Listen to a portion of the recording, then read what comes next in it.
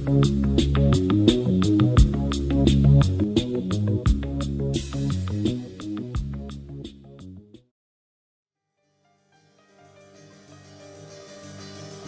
is it you wanted me to reconcile myself to?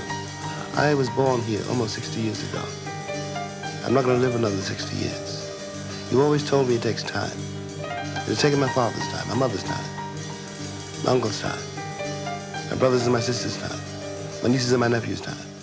How much time do you want for your progress? Listening to Reset Race, you now tuned in to Reset Race. You're listening to Reset Race, you're now tuned in to Reset Race. What? Put them back on the grill again, we grilling them. Put them back on the grill again, we grilling them. Put them back on the grill again, we grilling them. Back on the grill again, we grilling them. You're listening to Reset Race. ADOS need reparations to make America great. You're tuned in to Reset Race. We no longer starving while others eat off our plate. No. You're listening to Reset Race. We focused on our justice claim. We know what is at stake. You're tuned in to Reset Race. You'll find out who really about justice and really who fake. On the edge, go back to US Southern plantations. Lineage, Jim Crow and mass incarceration.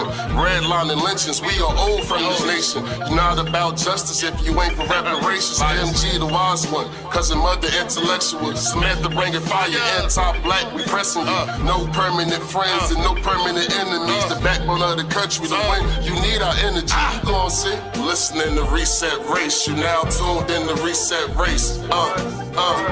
You're listening to Reset Race. You're now tuned in to Reset Race.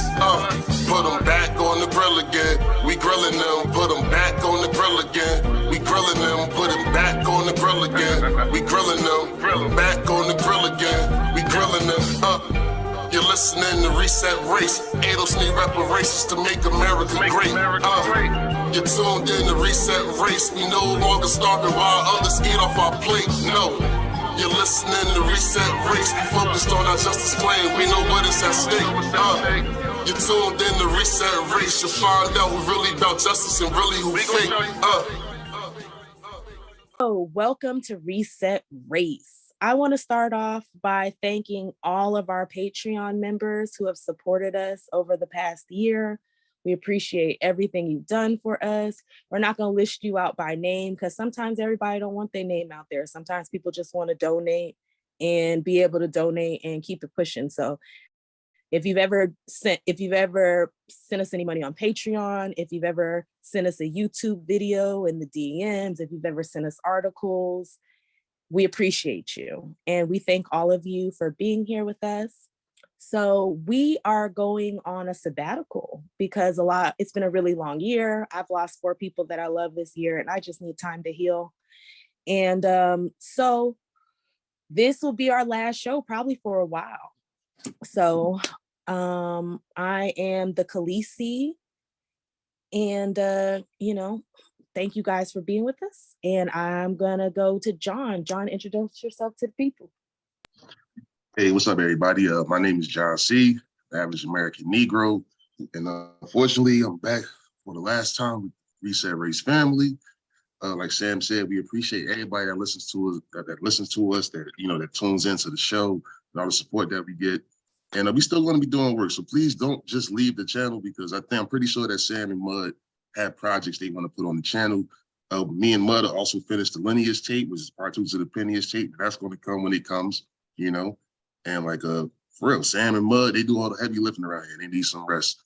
And we gotta find other things to do. We still in the movement, but unfortunately, I think everybody needs a break right now. So again, always happy to be here. And let's bring them back to the grill one last time. Let's do it one last time. For now, I think. For now. Glad you're here, John. And MG couldn't make it today because he wanted to be here for this episode and Morgan wasn't able to make it as well, but they send all of you their best and they wish that they could have been here with us for this last episode. Well, for this last episode for a while. So all hail King Killmonger. All hail King Killmonger. For he is I and I am him. Wow. As you all know, I didn't start with the Reset Race crew. Kind of picked me up along the way, but here I am. Words can't even express how thankful I am to have worked with you guys. And again, I know we're going to continue to work in the future, so I don't want to like do the whole "oh, captain, my captain" thing. But this has been amazing, guys. Thank you. And last but not least, my partner in crime. Like I said, the best relationship I have had with a man that is platonic. And I'm just happy that you've been here for me so much over the past couple of years. We've been there for each other. So last but not least. Yeah, they call me Mud. Thank you. This has been great. It's been quite a journey.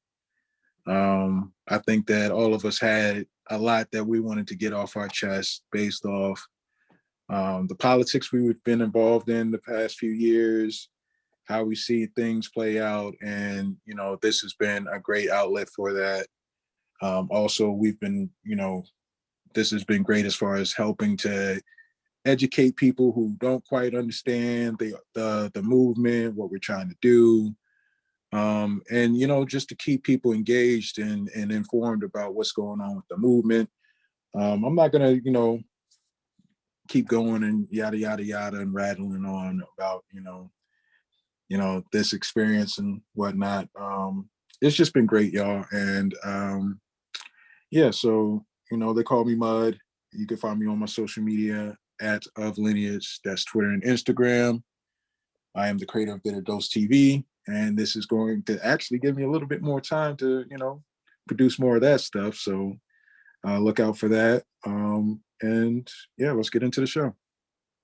Good stuff. And you will not be finding me on social media in January. I deleted my Facebook. I deleted my Instagram. And it's going to be a minute. I'm taking a break. So let's get to it. Oh, tonight's topic is allies like you are gonna get my. Oh yeah, you can't start cussing that. But we'll see. Allies like you are gonna get my MF and people killed. First motherfucker to the carpet, Jen from Generational. If you have a problem with Jen's relationship with Vosh, the problem is you, not Jen. Oh. Here we go. Yep. So I was minding my black ass business, and one of our greats, Patty P, hopped in your timeline for something, and she literally made me remember you because I was like, oh, all this shit with Kanye's going on, this Kyrie shit's going on. Let me get in that Twitter box and search and see what Jen from Generational had to say about the Kanye thing. And she said what Kanye said wasn't a dog whistle, it was a bullhorn. But I remember an episode where you were talking to Steve Grumbine, and I brought up in your chat about people using the N-word. And your ass had the nerve to say that we shouldn't police people's speech. So excuse me, Jewish white woman, and this is not a dig. She is a Jewish white woman. She's not a Holocaust Jew, but she is a Jewish white woman. So as a Jewish person who understands what letting people just say, stuff out of line, like for you to be like, it's okay for a white person to say nigger when black people aren't around, that's not okay. So you had no problem with it then, but as soon as Kanye, went, crazy, which, I'm team fuck Kanye. So this is not a, I'm standing up for Kanye thing. This is me pointing out that you're a fucking hypocrite. And not only are you, so many of you people are. You guys sit out here, you say you're black people's allies, but when we try to talk to you about the other people that you're fucking with, like Vosh, you sit here and you say you want to, build, but we don't want to police people's speech. We need a big tent. Okay, but at the end of the day, you want me to go in a tent with somebody like Vosh who feels it's okay to use the word nigger on his own time. We're not doing that. And I'm tired of you people being hypocrites. Like, if Kanye West is bad because of the things he said about the Jews, then Vosh is bad because he likes to use the fucking N-word. If you have a problem with Jen's relationship with Vosh, the problem is you, not Jen. If you don't understand that there is something to be said for somebody who is not only fighting for the same things that you're fighting for, but has repeatedly apologized for his bad takes and things that he has said that either were completely wrong or completely taken out of context. Whatever that may be, it happens. But we are going nowhere fast if we think that we are going to arbitrarily remove somebody like Vosh from any type of non-corporate worker-based movement. The man just raised $300,000 for Palestinian children. By himself. By himself. Just for sitting and playing video games. Anybody else? Nah, I completely agree. And it's not even just the N-word thing with Vosh. It's like his whole position on reparations. It's like his limited understanding of like Black nationalism or any form of like Black American history and politics. Ultimately, we can avoid all of this, and I'd love to avoid all of this, if we just put more effort into addressing the underlying racial disparities in this country. But nobody wants to do that. Which would be and what real anti-redlining policies and reparations, not on race, it gets messy, but on class. Not on race, it gets messy, but on class. Because if you were poor 100 years ago and white, you had it better than if you're poor 100 years ago and black, for sure. But there are still issues you can fix across the board, and that way you Don't get a lot of really messy racial politics that might otherwise have felt like, what do? Like you test people's blood. A goal that is associated with the redress component of reparations is to eliminate the racial wealth gap. And this would be done primarily through direct payments to eligible recipients, Black American descendants of U.S. slavery. In the book, we identify two standards for eligibility. The first criteria is what we refer to as a lineage criteria. An eligible individual would have to demonstrate that they have at least one ancestor who was enslaved in the United States. And the second criterion is what we refer to as an identity criterion. And this is a criterion that says that an individual would have to show that for at least 12 years before the onset of a reparations program, the enactment of a reparations program, or the enactment of a study commission for a reparations program, whichever comes first, for at least 12 years before that, an individual would have to have shown that they self-identified as Black, Negro, or African American. felt like, what do? Like you test people's blood, Exactly. You're right. I agree with that for sure. Yeah, that gets really, really messy. But nobody wants to do this. I mean, Republicans, Democrats, neither of them want to do this. But nobody wants to do this. Democrats, neither of them want to do this. We're forced into a position by people who come in our faces and claim to be our friends that we have to associate ourselves with these pieces of shit. And what exactly are we getting from this? To have someone on our side that is actively working against us and then goes in private and, well, they won't do it to my face because they know it's wrong, but in private, they feel like it's okay to disrespect my people. I was going to say, not just disrespect our people, but normalize anti-Black racism, which from what I've heard about anti-Semitism is a problem. When you take these tropes and you normalize them about people, that's step one towards genocide. And I learned this from the Jewish community, but they don't seem to have a problem when it comes to us. Like I saw them have a strong reaction to Vosh when he said he wanted to glass Israel. For those of y'all who don't know what that means, he means drop a nuke on them. And he got kicked off of Twitch for that. But call people the N-word. As he should. Damn. But call people the N-word and I guess we'll have to forgive you. Nah, that don't work for me. The Negroes remember. No, we're not even supposed to forgive. We're supposed to not talk about it because we shouldn't police people's speech. It's the wildest shit because Vosh is supposed to represent like the edgy leftists. They're supposed to be different from, I guess, the stereotype that was around in like 2015 of the blue hair, you know, I'll lose my mind in public at the slightest, offense type leftist. Vosh is supposed to be the edgy leftist. And apparently what makes Vosh edgy, because he doesn't really disrespect anybody else to this degree, it's what makes him edgy and what makes the Kyles and all these other motherfuckers who are supposed to be the edgy leftists is when they can say nigger on a stream with a bunch of fucking Nazis. Apparently,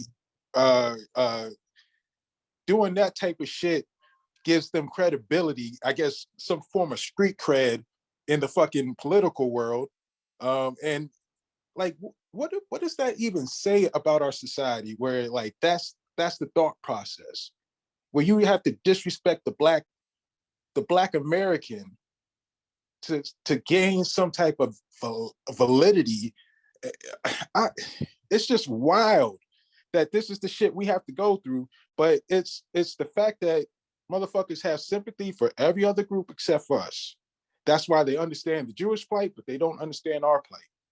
They can see the same exact parallels right in front of their fucking faces, and somehow the Jewish people will get treated better than us. It's the same with the natives, so we're not gonna even just pick on the Jewish people. It's the same with the Native Americans. You can get everybody in this country to talk about, how the Native Americans need reparations, yada, yada, yada, not knowing that they've already received reparations, a lot of their fucking tribes. But they'll get on board with that, but they won't get on board with reparations for us. Whenever we bring up reparations, all of a sudden we need to start talking about the Native Americans, or start talking about the Latinos, or start talking about this group. It's because y'all, like, the only way, and this is what it appears to be, the only way we can get you motherfuckers to have sympathy for us is if we group it with somebody else. And if that's the game we gotta play, then sympathy. Even then, because even then we don't get the sympathy because we never get the resources. Exactly. And if that's the game we gotta play, then if that's the game we gotta play, then I don't want to fucking play it. Like, me too. Honestly. Bunch of Black people got killed in Buffalo by white supremacists with "This is your reparations" on his gun. They passed an anti-Semitism law, no anti-Black hate crime law, nothing. We're the ones who fucking got killed. And understand, I am against all forms of, like, I'm not here for anybody going in. When churches get shot up or bombed or burned, synagogues, I feel for those people, because you should be able to go and worship, even though I'm not a worshiping person. You're not going to catch me in the church unless somebody died, and you might get me there for your wedding. Only if I really like you. But I don't believe people should be going to a place that they feel is a safe space and being murdered for who they are. But when a Jewish synagogue is shot up, they don't do an anti-Black crime bill. And this is the thing. Why couldn't you do the anti-Semitism bill or whatever? Why couldn't you do that and do something for Black Americans? Okay, so he brought up the Jews in his statement and you want to protect them. Okay, protect them and protect the people he fucking shot. It doesn't have to be either or. Black people are not out here being like, fuck green people, yellow people, sky people. We not out here on some shit. We like, can you just take care of us too? Well, the thing is that historically we've always been looking out for everybody. Like that's just been our fucking mindset, and that's been used to fucking against us. Where like now everybody has it in their mind. Anytime something is supposed to be for us, we're supposed to save everybody. But when it's supposed to be for other groups, it's never, let's bring up the Black people. It's never like, what about the Blacks? It's always, fuck that guy, he's with the Blacks. Yeah, but you know what? First and foremost, man, fuck Vosh, man. Vosh is a fucking slacker. That you see that Vosh is the fact that he's a leftist. He's the perfect example of what we're talking about. How Black people got to work twice as hard. I know Black people, that the people that he claimed that the workers. I'm from the hurting class. I know the Black workers. Like All you did was sit on Twitch. You got ponytail and talk anti-black shit and class In reduction all Beverly day. Hills, in his parents' In house Beverly Hills, and somehow you connect more with the worker. Like anyway, that's a different story. I just think that it's just the blatant, like I said, it's the blatant hypocrisy. Like you can see the hypocrisy. Like people want to act like, why are you so angry at this and that? We see the shoehorning, we see the co-opting, we also see when it's not beneficial to co-opt off us, our struggle throw us away, and we see everything. Like, and then when we finally speak on it, it's a problem. So I'll just say this one last thing. Like, I don't want to get into like that, like the thing with Kanye and the Jews. Like, this is the thing. In America, it's not really about we have a caste system based on race and ethnicity that's different than any place else. We come from the slaves here. The Jews that went through the Holocaust, I'm sorry they had to go through that. But when they come here, anybody that is mostly of European descent, that shows mostly European features, are treated better than us. That's historically how it's been. And that's the reason why they even came here in the first place. You know, these people were white people. That's my whole thing with that. So Jen talking about, oh, Kanye blew a bullhorn, but white people should be able to say nigger and dehumanize. I mean, that's free speech. If you have a problem with Jen's relationship with Vosh, the problem is you, not Jen. Yeah, let's be clear. Like, we are not defending Kanye. We don't give a fuck about Kanye. He's done too much foul shit to his own people for us to be sitting here, Slavery was a choice. Putting on a goddamn cape for this motherfucker. It really is. It's just the hypocrisy about all of this shit. Like, if y'all motherfuckers are going to treat one group of people a certain way because they're so-called oppressed, then you need to come and like really deal with our situation. I'll just say this. If it's okay, or I don't really care if it's okay or not, like the reality is I can call out the Irish American community for being racist towards Black Americans. I can call out the Chinese American community for being racist towards Black Americans. I can call out but we'll talk about that next. Keep going. I can call out the Italians. I can call out the Polish. I'm not stopping at these Eastern European Jewish people. Like, America was formed as a slaveocracy, a state where Black Americans specifically have been forced to the bottom, and everybody who came here willingly did so with the knowledge that that would be the case. Everybody who came here willingly did so on the backs of my ancestors. You don't get to turn around and say, hey, you can't call me racist because of my special religion. I don't care about your special religion. I read Harry Potter too. So are you hitting us with the Bill Burr? You motherfuckers rolled around in the blood money. You literally came here to roll around in the blood money, but you want us to feel sorry for you? Let's talk white women here, shall we? Let's talk white women. White women, amazing your accomplishments over the last few years. I got to tell you, the way white women somehow hijack the woke movement, generals around the world should be analyzing this. Just to refresh your memory, the woke movement was supposed to be about people of color, not getting opportunities, the at-bats that they deserved, finally making that happen. And it was about that for about 8 seconds. And then somehow, white women swung their Gucci-booted feet over the fence of oppression and stuck themselves at the front of the line. I don't know how they did it. I've never heard so much complaining in my life from white women. My life is so hard with my SUV and my heated seats. You have no idea what it's like to be me. Trash and white guys, the nerve. Where's the camera? The nerve of you white women. Listen, I don't want to speak ill of my bitches here, okay? I don't, but let's go back in history here, okay? You guys stood by us toxic white males through centuries of our crimes against humanity. You rolled around in the blood money, and occasionally, when you wanted to sneak off and hook up with a black dude, if you got caught, you said it wasn't consensual. Yeah, that's what you did. That's what you did. So why don't you shut up, sit down next to me, and take your talking to?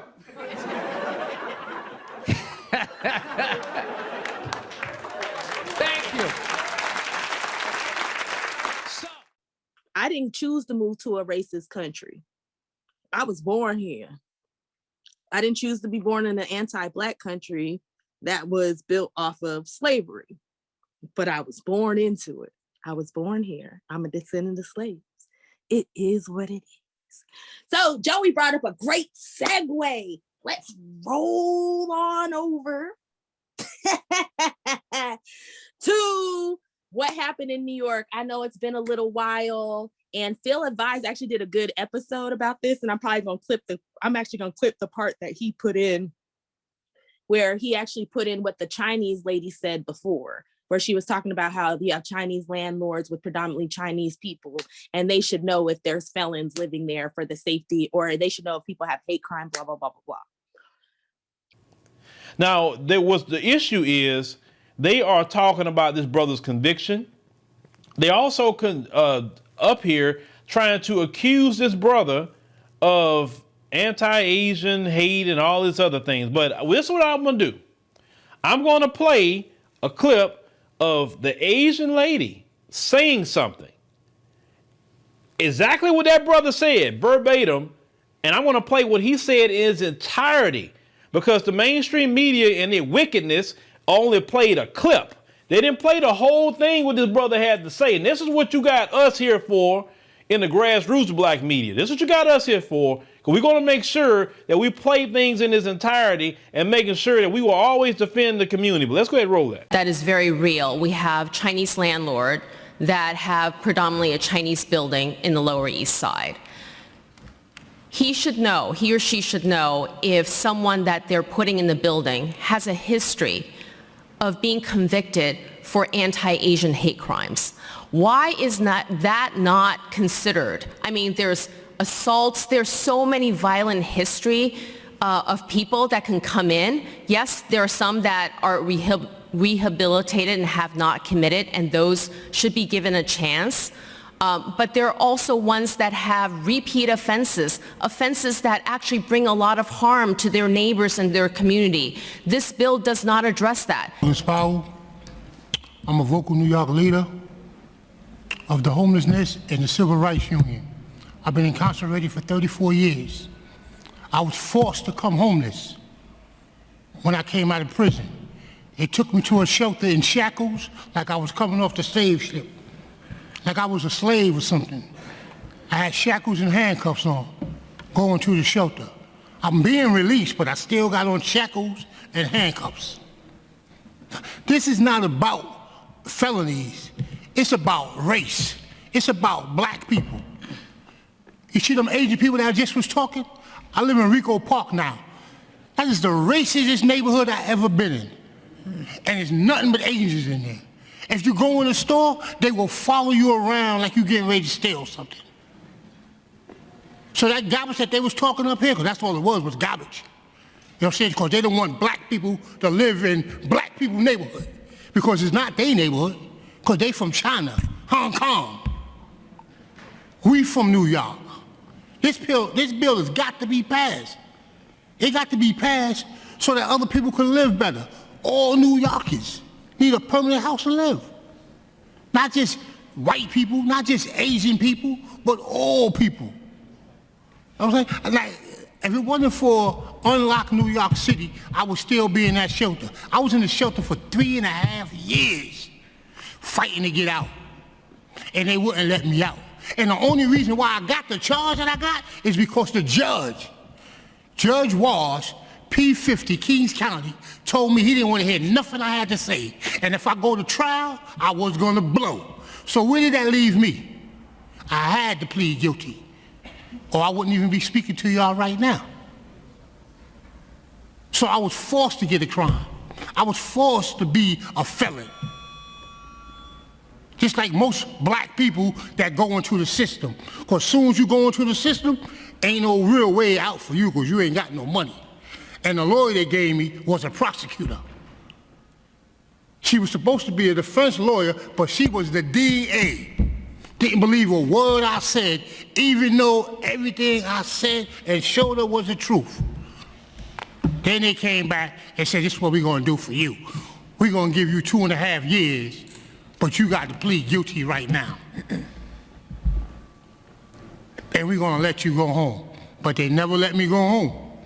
Even though I pleaded guilty, they made me go upstate and take all these programs that I successfully completed. And while I was upstate, I saved 3 white people's lives that they never talk about. But they still hit me at the parole board. But I saved 3 people's lives up in the prison system. You know what I'm saying? And then that's when the black dude came up and was like, look, this is garbage. Every time I'm walking through, this specific neighborhood, which is now Asian, I'm getting racially profiled. They're following me around their stores like I'm gonna steal something. And he basically said, they're from China, Hong Kong, we're from New York. As in, he's saying he's been in New York for many generations. He's not saying that new Americans aren't Americans, but you don't have as much skin in the game as we do. And I don't give a fuck if you get mad about that or not. But they tried to turn it into him being anti-Asian. So him explaining his experience of being racially profiled and targeted and being treated bad by Asians for his race. But since he pointed out that they're from China or that they come from China. And the thing about it is, if your grandparents were Chinese, you descend from China. That's not me being racist. That's just me talking about your lineage. It just is what it is. So they turned that all around and was like anti-Asian hate, like to the point where you had the mayor and all these other stupid motherfuckers talking about there's no room for anti-Asian hate. But why did none of y'all talk about the anti-Black hate that was coming from the Asians? So the Asians saw what was going on with the Kanye thing, and then how they were trying to paint all Black people, not just Black celebrities, there was think pieces written about how anti-Semitism is ingrained in the Black community. And we literally are taught this from a young age. I ain't never had nobody in my family around me talking bad about the Jews. I have not. So, and I ain't never been around no whole bunch of Black people, and out of nowhere, people start talking about the Jews. So I'm not saying that because I myself, but when I sit down and have this conversation with a lot of other Black people, we are not focused on Jewish people. We are focused on anti-Black racism and white supremacy as a whole. We don't have time to sit around and be mad at one specific group. Everybody's kicking our ass. So that is some crazy shit to me. Go ahead, John. But Sam, but I remember what time we had a conversation about this, and I was like, we never really talked bad about the Jews. Like, my mama always say, oh, you could see a white supremacist coming a mile away, or how he start talking about the Jews first. You know what I mean? Like, he starts talking about the Jews first in a certain way, he look at you like you a fucking animal already. You know what I mean? So it was never like we get around and talk about Jews, this and Jew. It's always about white supremacy. Is always about people trying to adjust into whiteness and be stepping over us. I don't care what group they come from. Asia, India, Arab, Europe, you know what I mean? Especially Europe, that's different. So they got a different type of caste system, but they still above everybody else. And then it's everybody trying to reach that level that's non-Black that come here, or that's non-American Black, that's non-Black American, non-descendant child of slavery. They do that because either other Black people do that shit too. Everybody understand the caste system there, but that's all I had to say. So yeah, this whole I'm so glad that Philip Ives played that whole clip, because what they really were trying to do is paint a narrative. They really are it's a funny thing when we're calling out the discrimination that we face from other groups. They always try to flip it around on us. White people do the same thing with the reverse racism shit. They always try to make us out to be the fucking bad guys when we're calling them out on their bullshit, their hatred of us, their mistreatment of us. Now, with this dude, I know he has, a shady background, and again, this is kind of like the Kanye thing. I don't want to make it seem like we're sitting here and, we're just advocating for certain types of behaviors, because that's not what we're talking about. But in a realistic way, even the people that have shady backgrounds, they need a place to stay. We can't just be like, okay, motherfucker, you have to be out on the street. So we got to figure something out. And that's what this whole thing was about. And what he was talking about was the discrimination he's facing in his fucking community. from different groups of people. I don't know. It's the same thing. It's like other groups rely on the fact that they're going to be able to get the majority of American society to sympathize with their argument more than our position. And they all play the same fucking game. So it really is like, are you motherfuckers allies? And that's going for the motherfuckers who do this type of shit. Where 1 second, we're the good white people. We're the POCs. We're on your side, and the next minute you're trying to fuck us over. Or are you the other white people that's supposed to be the good white people, or the other POC people that's supposed to be the good POC people? And when you hear these stories about us getting fucked over, do you always sympathize with the side that's against us? That's what it really is all about. Do you really want to change this fucking country? Because if you don't deal with this problem, everybody's going to always deal with a form of inequality and oppression in this fucking country. It's just not going to be to the level that we face. But all of you motherfuckers that be talking about this, we got to get rid of hierarchies. We're leftists. We want to improve the lives of all people and yada, yada, yada. If you're not going to do it for us, it's never going to work for anybody else. So are you really fucking allies? Or is this all a grift? I can answer that one. It's all a grift. The whole people of color thing, like that's just a co-opting of the Black struggle. Nowhere else in the world are you a people of color.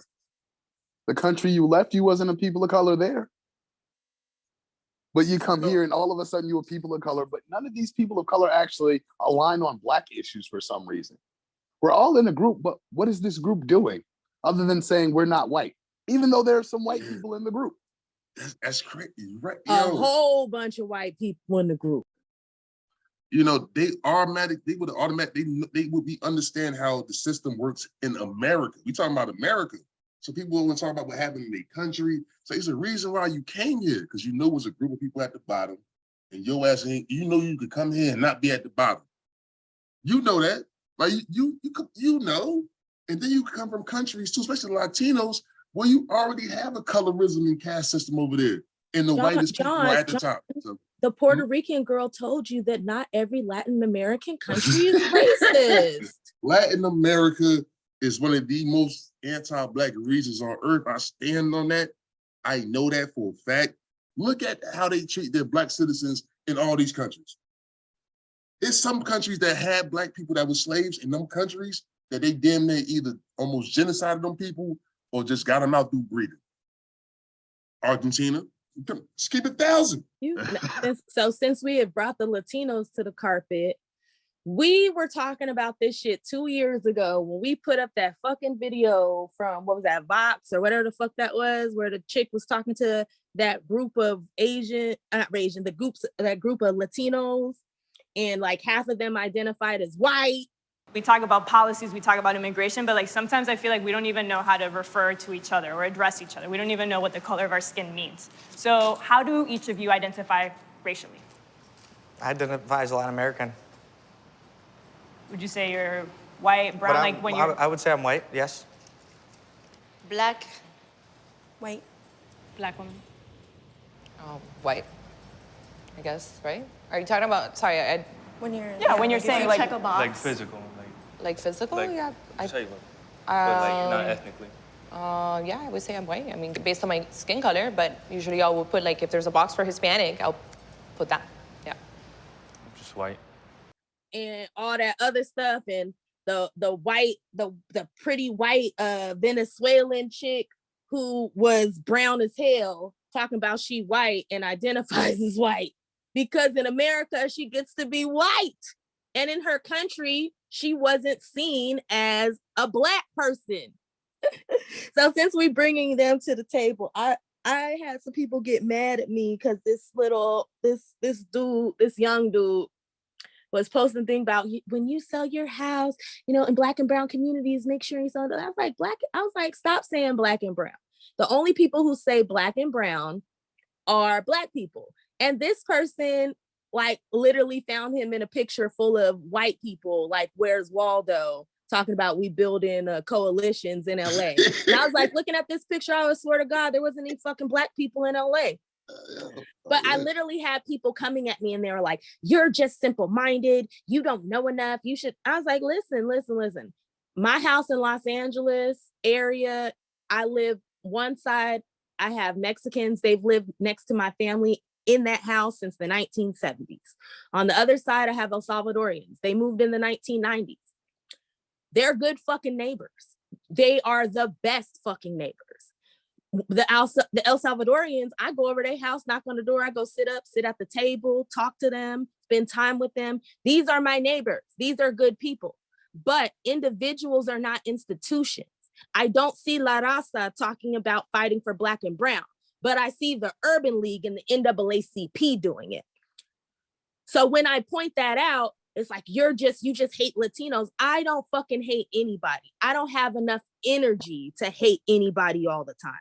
I just don't. I would die because it would just fucking consume me if I took that type of shit on. I don't hate nobody, but it is your job to call out your institutions to make shit better. And even when I brought up the fact that I was like, it's your Latino kids in the LA area and in Nevada, because this happened in Vegas too, because I talked to somebody else in Vegas, and this shit in LA has been going on forever. When people are like, there's no issue with Blacks and whites, with Blacks and Latinos here, bull fucking shit. Because when I was in high school, my stepsister was a little bit older than me. I was in the suburbs going to school. She was in LA going to school. There was riots in these fucking schools, Blacks versus Latinos. The shit was popping off then. That's the 2000s, the early 2000s. We literally now have teenagers and middle schoolers where these little Hispanic kids are calling Black kids niggers. They're hitting them with towels, calling them slaves and all this other shit. Where's La Raza? Where are you fucking activists who are telling me that I should want to build a coalition with you, but you are literally pushing my people out of our community? And that is shown with LA. The whole thing with the fuck that guy, he's with the Blacks, that wasn't the worst part of it. That was a conversation about a conspiracy on how to further get rid of Black power. They have been pushing out the Black population in LA. And I'm not just saying just Latinos. I'm talking about an anti-Black system, which some Latinos in LA take part in. Not all. I don't think every white person is a Ku Klux Klan, I hate nigger kind of white people person. But there's enough who don't care about what happens to my community and don't care if I get anti-Blackness. So yeah, they're not a Klan member, but they're not doing anything to make me and my people's lives better. So you can sit here and be mad about this shit. But the thing about it is you guys are shitty allies. And now you want to tell us, oh, well, it's our time now. We've always had stuff. Latinos have been this and that. Most of y'all just fucking got here. I am tired of you people of color doing this shit. Most of y'all just got here. Stop talking to me about what happened to Mexicans in California when you don't fucking have bones buried here. You ain't got an abuela buried, a tia, a tío, nothing. You ain't got no fucking bones buried here, but you talking about this was always this and this is always that. Now, a Texas Mexican can talk to me because a lot of times there'd be 5, 6, 7 generations. And a lot of those Texas Mexicans can see themselves as white. So y'all keep playing these games with us and we're tired. And now that Black people are calling out the anti-Blackness in all of these communities and standing up and saying, we will no longer take it. Now we are the racists. And it's like, no, Black people can't be racist. Latinos in Los Angeles are racist. Let me tell you why. Because a Black person can't go to McDonald's and get a fucking job in some areas if they don't speak Spanish, even if they live in that neighborhood. That's racism. What happened at that warehouse in that LA Times article about those warehouses in the suburbs of LA where the Latinos were racially targeting Black people and this and that. That shit is what you guys are doing. It's not all of you, but you have to own your shit. So I can show all of these instances in large where you are discriminating against my people. You can't show me anywhere where my people are discriminating against you in that way, on that level.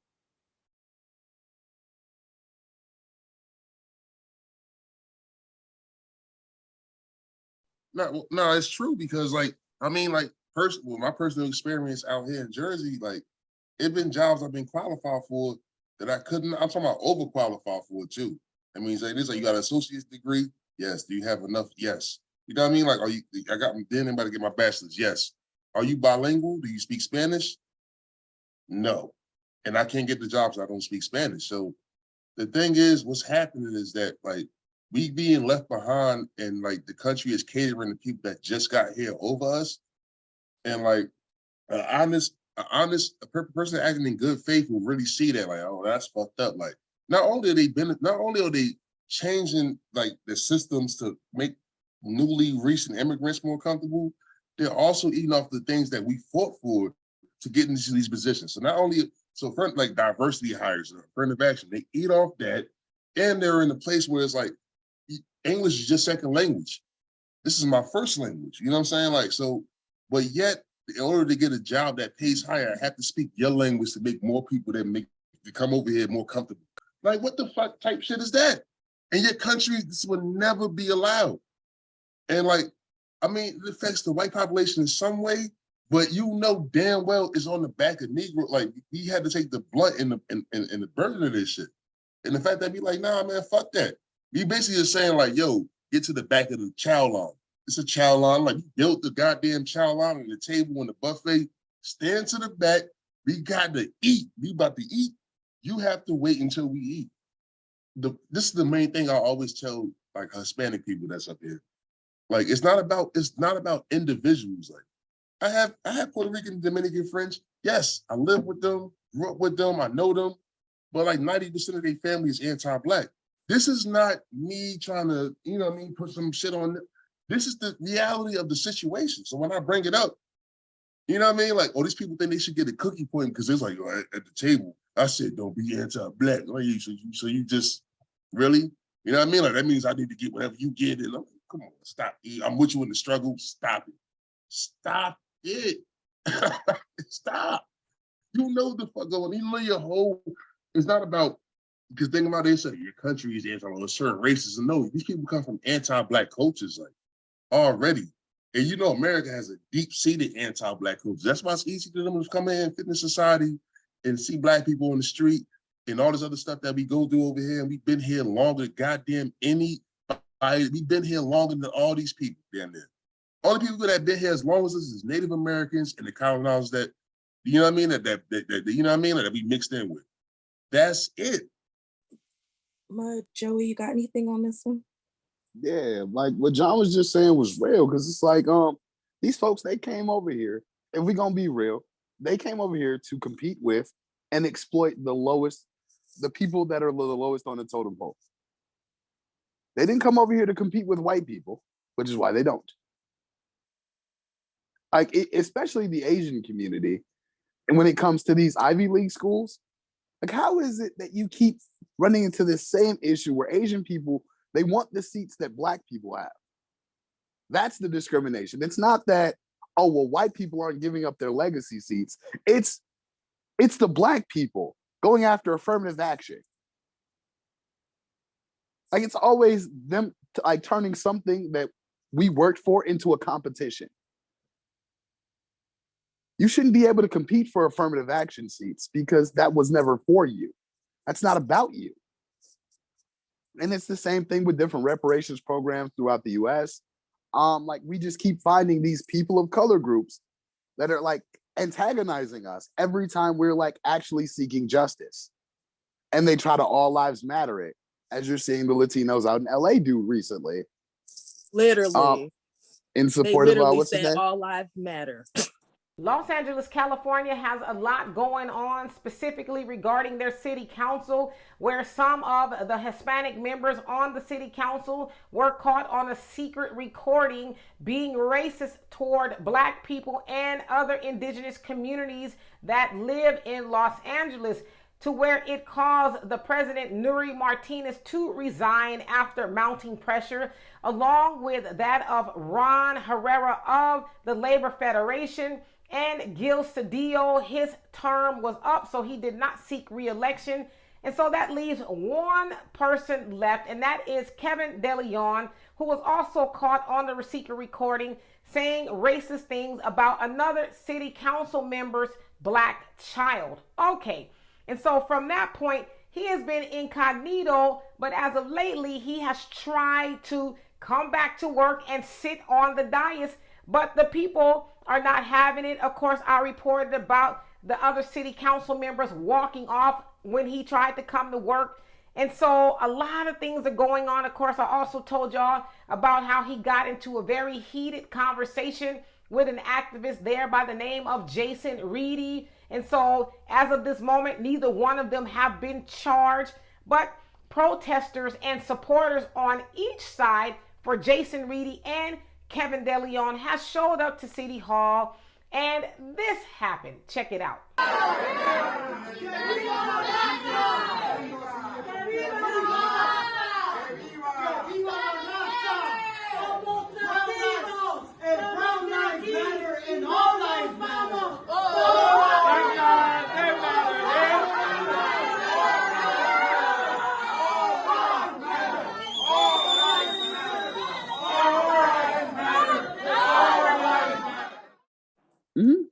And they just completely minimize our struggle by like latching onto it and claiming it's theirs.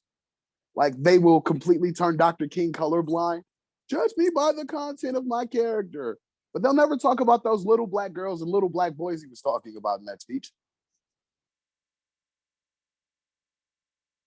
They'll never talk about how Cesar Chavez didn't like illegals neither, and he called them the W word. I was going to say it, but you said it. Okay. You said it, Cesar. I was going, Cesar Chavez didn't, he didn't like them. He you know, this is 1950. This is before we get the Civil Rights Act kicked off. This is the beginning of this shit. So Cesar Chavez, he comes here, you know, he's an American citizen, and he's deeply into the labor movement. And he was saying like, you illegal immigrants. This is on people too. This is not me trying to cause a divide. This is what he said. He was like, these wetbacks are coming over here and they lowering the cost. Like they making my job harder to bargain for like better labor conditions for American citizens. This is basically what the man was saying. The man was Mexican. Proud Chicano. He was Chicano. He was born in America. Or he was Americanized and everything. He was a citizen. So he's a Chicano. And he just was like, yo, they can't do that. Like, you know, all the stuff I had to go through, they can't do that. Nobody never said, you feel me? Like people were able to see Cesar Chavez like he's the biggest thing of like immigrants across the world. He was not with that. He was about labor. He understood when he became a citizen, he understood in America, like these people, it's not about them. It's about the system that he was trying to change the system. He wasn't really attacking them. You know what I mean? Of course he wasn't. He was just saying like, you can't do that. Like, I just got here. I'm trying to get, you know what I mean? $5 an hour, 1950, that's my mad money. You bring them over here, pay them 10 cents. They with it. Nah, he wasn't with it. He wasn't with the shit. But I digress, whatever. You know what I mean? Like, it's hypocrisy all over the place. But you say, we maintain that agriculture is different. It's always been different. This is why agriculture and farm workers were never organized before. As long as we have a poor country bordering California, it's going to be very difficult to win strikes, as strikes are won normally by other unions.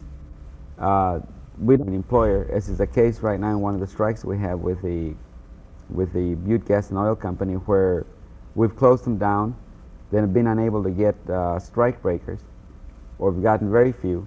And then all of a sudden yesterday morning, they brought in 220 wetbacks. These are the illegals from Mexico. Now, there's no way to defend against that kind of strike breaking, and so therefore the only way to win strikes is by then taking our fight to the citizens, to the people in the city especially, and have them help us boycott those products that we're striking, and we need that. And that's the only way we've been able to get contracts, and I venture to say that without that, we couldn't possibly organize unions. The only way they can the only way they can go to the public and ask the public to vote to take the right to strike of farm workers and the right to boycott is by then coming around and saying that they're very concerned about the rights of workers. The workers should have the right to a free election, to a secret ballot election, and these things. Well, what's really happened is that Proposition 22 really, in its opening paragraph, really says that they're really interested in what they call the uninterrupted production, packing, processing, transporting, and marketing of agricultural products. This is their main concern, which means then that they're concerned about strikes and boycotts. Then, as an afterthought, they say that workers are free to organize. But then they go right back and take away all those freedoms that workers need to organize. We keep bouncing back and forth because we jump back to the Asians and back to the Latinos. Yeah. So I want to jump back to the Asians again and bring up how New York, that black man just pointed out and repeated what the other lady said about the people being from China. But Kenny Wu can go around here and make all these anti-black tweets and all this anti-black racism continue to keep being platformed by the Hill. And I don't see Asians out here shutting down shit, talking about this is anti-black and we're not going to stand for it. But when anti-Asian hate was going on is, well, the black community isn't supporting us enough. I'm supporting you by not fighting you. How about that? I've never put my hands on an Asian person ever. I literally got accosted by 2 elderly Asian people at the Japanese market during COVID, to the point where a Filipino woman had to step in and cuss out the Chinese Asians and tell them, you're the reason why people are having fucking problems with us right now. That woman stepped in and told them if they didn't leave me alone, they were going to call the police. Because this is back when you had to line up everywhere to go in the grocery store when COVID first was going on. So, I couldn't pop off and cuss out these old ass Asian people because somebody called the police. Who in trouble? Me. Even though they're harassing me. So that shout out to the Filipino lady who stepped in and said something and shut them down. And thank goodness for her being a good person, but she's from a whole different part of their diaspora. They look at her funny because she brown. You know what I'm saying? So that's like, I've never really had problems with Filipinos, so no. But why is it we can't say nothing, but when y'all say something, it's not, y'all don't call it anti-blackness. So I'm gonna need y'all to get on that.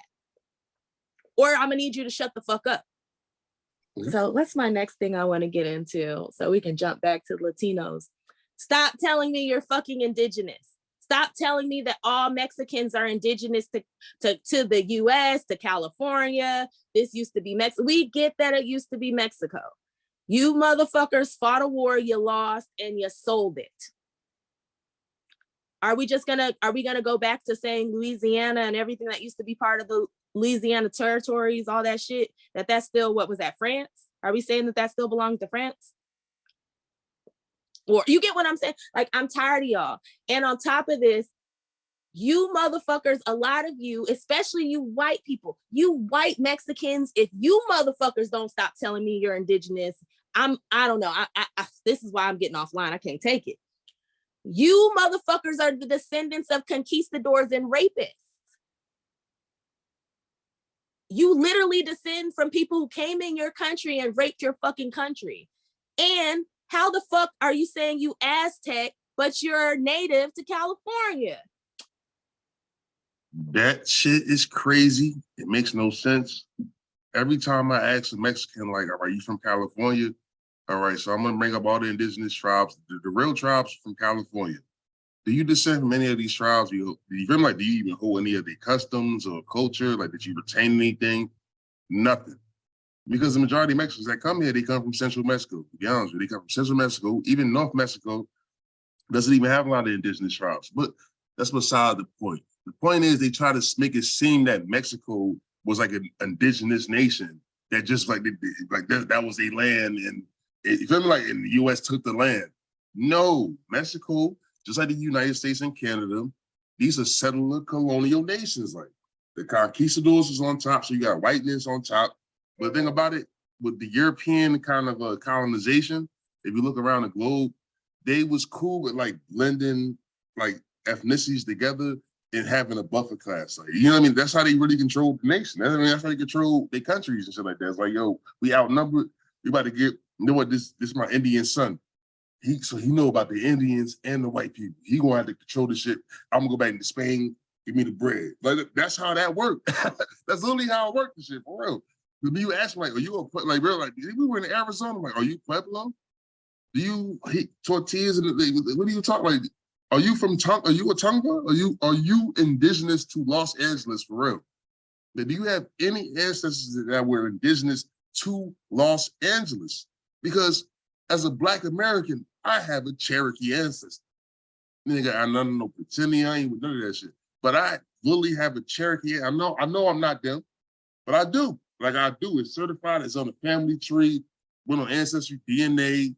Talked to other people from my family I never met before. This, like, yeah, there's one dude, Indian. So you're saying one ancestor doesn't make you that? So you're saying since all of us have white slave masters in our bloodline, we not French and English?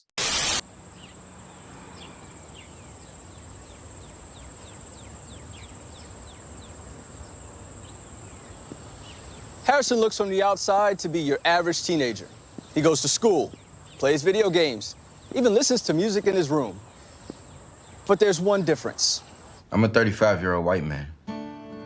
Harrison, born Antoine Smalls, has transracial identity, identifying as Harrison Booth, a 35-year-old white man from Colorado. And when did you know that you were a 35-year-old white man? Well, I've always felt different. I go to the store, the movies, and just be thinking to myself, like, why am I not getting the respect I deserve? And then it just hit me. I'm white. But we Africans, keep going. They're like, oh, this was once every, so now you're conflating indigenous groups together, indigenous tribes together when they never conflated each other together.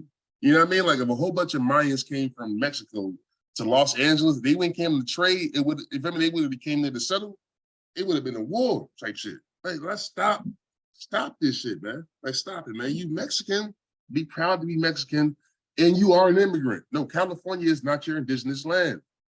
Right, let's keep it a bean. It's not. It's literally not, because we literally have the tribe that was there. They was there. They really went through all that shit. They had to deal with Mexicans abusing them, American white people abusing them. They still there. They literally there. They there. They don't speak Spanish and nothing like that. They don't eat tacos and they eat seal meat. Do you put seal meat in your taco? That's a con game, man, with that bullshit, man. I don't want to hear that shit. All right. So we got anything else for this? Because I'm ready to go to the next topic. Because this is for the white leftists, and this one gonna be for the all immigrants too. Well, but we're still focusing on the Latinos. So because John brought it up last time. But your country destabilizes my country. You know, the US likes to dabble in Latino politics. And this is why our countries are so terrible. It's because of the evil white people taking advantage of the poor, defenseless people who don't know enough to protect themselves. Or do y'all make America great because you're the strongest and the smartest? So are you victims or are you the victors? I don't understand. Who wants to go first? Because I'm gonna go in because I went in last time. So who wants to go first?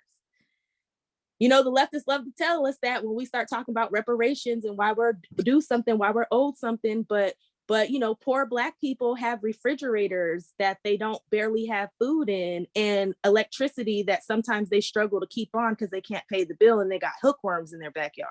But since they don't live in a third world country, technically they live in America, they have a great life. Go ahead, Mud. I saw you first want to jump. Yeah, I mean, this is bullshit. What is happening outside of America is the business of those countries. And if you have issue with the way America is doing things, we are not the people in charge. You need to talk to these white people because they're the majority, and you need to figure that all out. That has nothing to do with my plight, my struggle, my people's situation in this country. It is erasure for y'all to keep doing this dodge to try to bring up imperialism. Before this country even got to a place to be a superpower, to impose its imperialistic will on the rest of the world. It was exploiting my people first. So before we have any other discussion, we need to have the discussion about fixing my people. I got you. Let's see. America is destabilizing your country. The FBI, the CIA, the US military. There's nothing that they do to other countries that they haven't done to Black people first. Crack epidemic, they destabilized the whole fucking Black community. Keep going. All of these things, they just like practice on us first, and then they do it to everybody else. So you really cared about your people being destabilized, you cut it off at the root and focus on the Black Americans. But since you're not gonna do that, don't try to make this my problem. Because you wanted to live in the imperial core. You want to be a collaborator. Because if somebody shot up my house, I'm not gonna move in with them. That just doesn't sound like the best idea to me. Yeah, and as far as just the white leftist in general, I don't believe that you can create a leftist movement out of a fascist movement. You people are just liberal white supremacists. White supremacists who want health care and free college. The thing about us is that we was in them left wing spaces because we knew the Republicans was raping us, we knew Democrats was fucking taking advantage and also raping us too. So then the left wing people come here with talking about, oh, we want equality and equity, we want to give everybody what's stolen, and when we come without just basic things, the backlash was severe, like bad. Like Sam always say, like the first time. Only person that called her a nigga was a real leftist when she was like, yo, reparations to be on the, all right. Like, what? Like, it got crazy. And it, like, the fact that we just them Bernie that, bros love calling me a nerd. I wish I still had that account so I could go back and pull all them receipts, because they was like, you can have reparations when you take your ass back to Africa. First of all, I'm not from Africa. My people been here longer than yours. So how about you give me reparations? I'll go back to Africa when you take your ass the fuck back where you're supposed to go. But I'm not going to stay in Africa. I'm going to go visit, come back, and still enjoy my fucking money in my country. Exactly. You know, and I think that comes down to us not bracing our national and ethnic identity allows politicians at the federal and state level to take advantage of us, because they feel like, if you feel like you ain't nothing, like, be honest with you, like, shit, that's a lot of psychological things they did to us, a lot of emotional things they did. So it's like, we are people, we are lost tribe of people. Then we sat back and realized, like, hold on. So looking at everything we did, we like, yeah, we the ones. Like, that's it. Like, respectfully, we be telling people, like, yo, please mind your business. Like, this is between us and our government. We really had no problem with you. Like, be honest with you, like, we know you're a problem though. They feel like, we constantly like, we know you're a problem. Mind your business right now. Then that's when all the other stuff coming in. That's where a lot of the diaspora wars and the POC wars come from. Just be us understanding that, like, be bracing our national identity and our ethnic identity. That's a lot of the backlash come from me. But Sam, take it away. Hold on, I got one last quick question. Go ahead, Joey. I saw you pop in. Go ahead. Was your country being destabilized when you were purchasing that cheap cotton? Because cotton went around the world. All over the world. When nobody complaining then, it was the touch, the feel of cotton, the fabric of our lives. Fabric of our lives. Yeah. But now we want to talk about what the U.S. is doing. Y'all ain't came over here and done nothing about what the U.S. been doing to us, but I'm supposed to care? Okay, hold your breath on that one. So I'm gonna go deeper with that one before I get into their countries. Where you said you come over here because you want a better life, this, that, and the other, but you don't care about me, my people. And then let's go to the next step. And this is not about Latinos. This is how I feel about all immigrants who feel this way. So if you are an immigrant who feels this way, I think you're a piece of shit, and I'm talking about you. If you're an immigrant who doesn't feel this way, I'm not talking about you, and don't internalize it. You motherfuckers come here for a better life, And then you tell Black people who fought for the right for non-white people to come here to sit down, shut up, and stop complaining and just stick our heads down and work. That is un-American. These white people literally threw the tea in the harbor because they were being oppressed. They got a bunch of slaves, but they're being fucking oppressed. The labor movement, so many people literally fucking died for the little bit of rights that people used to have in their jobs that have been being rolled back. So when you come here as an immigrant and you tell me I should sit down and stop complaining and stop fighting, that is un-American. You don't have American values. So why do I want you in my country when you don't share true American values? American values is about fighting to get the things that we're supposed to get. That's the whole history that runs through this country, even with the whites. Again, if it does not apply, let it fly. But if you're an immigrant who ever sits around like, all Black people do is complain, all they ever do, they're always this and that, you are un-American, and I stand by it. Because I said the same shit with the Fresh and Fit shit when we did that video, and Fit was talking about all Americans and was talking about how all of us are lazy and how we don't have no hustle and how we don't appreciate the things we have here and this, that, and the other, and was just going on a whole fucking anti-American tirade. If you're an immigrant like that, fuck you. Especially if you work for the NSA. Exactly. You care about this nation's security, but not your own. Fucking weirdo. That's the thing about it. They know that we the bottom cast here, but they know that we American. So like it's a real, for us, that's a thing we had to navigate our whole lives. Like, you know what I mean? Like, we know we American, but we know our government does us wrong type shit. So to make it seem like we're the top beneficiaries of American imperialism is the craziest shit I ever heard in my life. Like, what? America? You know what I mean? Like, then we trying to get reparations, like really get a piece of the country. No, no, they be going crazy. No. What about my money? But I'm a first-generation Mexican. So what the fuck did people do to my people in this country? If you want reparations, those kind of things happens between countries. For the last little segment to finish this all up, because you know, it's good that we're taking a break because I'm super, super tired. But I want to go out on this note. There's a lack of accountability in this reparations space. There are a lot of people, without getting super, super deep into it, but there's a lot of people out here who show you who they are and y'all keep fucking with them. But I will call out one person because she's not even the main, but Sabby Sabs, because she's not in this space, but you motherfuckers almost let this bitch come in. Spent last year, dogged him to the ground because he was talking about how white leftists don't give a fuck about Black people. Here you are a year later and you haven't been able to elevate yourself to the position that you wanted to be elevated to.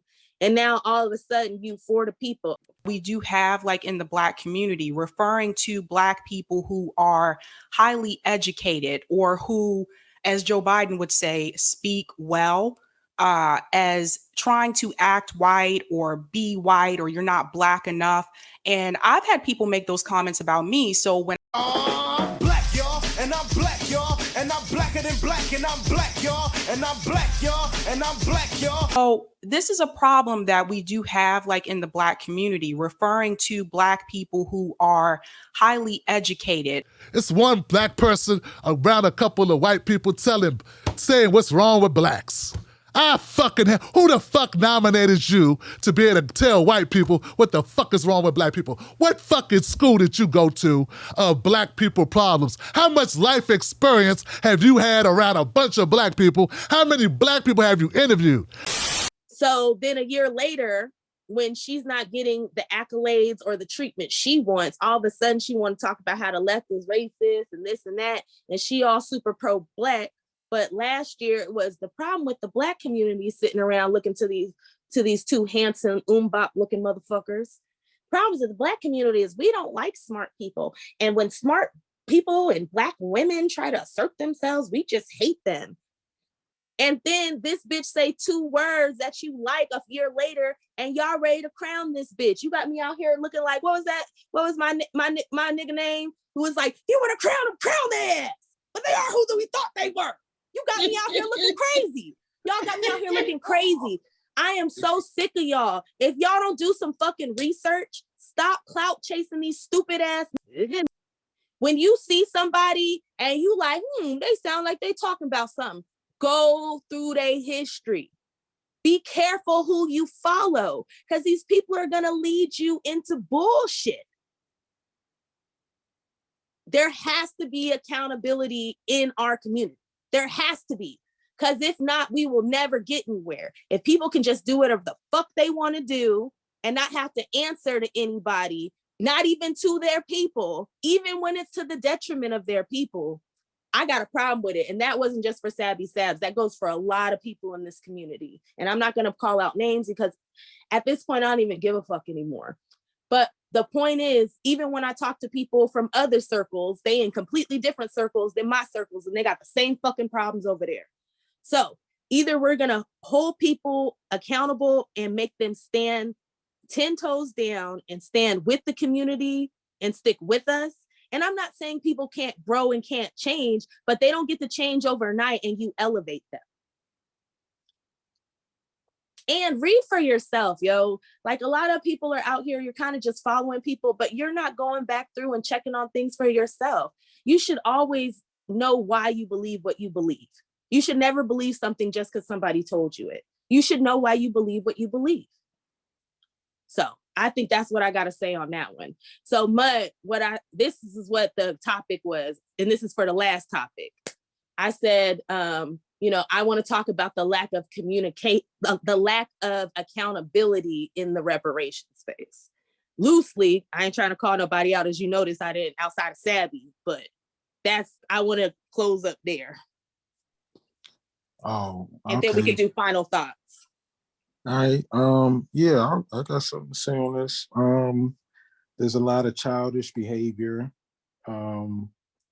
People are taking, I guess, this moment and instead of being professional, they are just clout chasing. They're doing a bunch of wild shit for attention. And I don't know, like, when I got into this space, there was a lot more discipline. There was a lot more cohesion. And it feels like we've kind of gone astray. And, it really is about accountability. And